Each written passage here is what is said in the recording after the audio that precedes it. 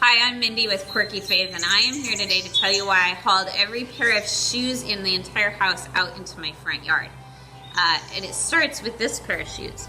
So in 2010, I visited Rwanda for 10 days, and those 10 days changed my life because I saw things that I cannot forget.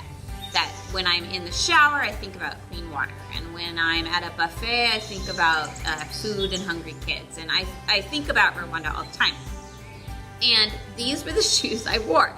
And the reason I wore really heavy-duty soled shoes while I was in Rwanda is they told us not to go in any of the puddles and get the water on our feet because we could get parasites and come home sick just from the water on our feet.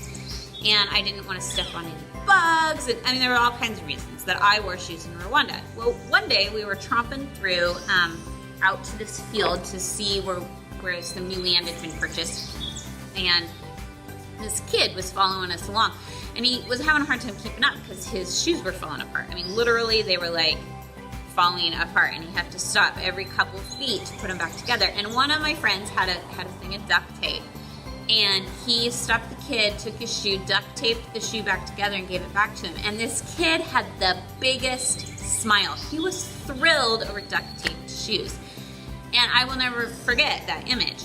And especially when it's compared to my humiliating, humbling excess. I hauled these shoes out here just for a wake-up call to my own heart about what kind of resources I have available and what the need in the world is.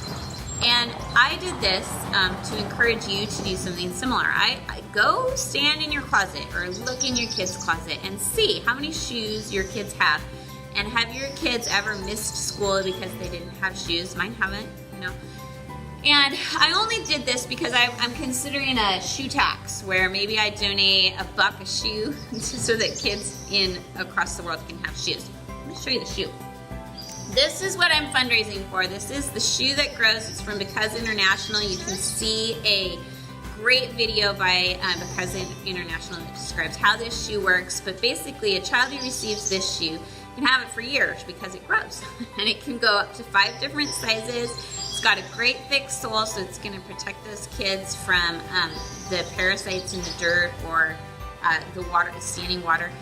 They can go to school because they've got shoes, and it's one of the necessary pieces of a school uniform. This pair of shoes, $15, can change a life.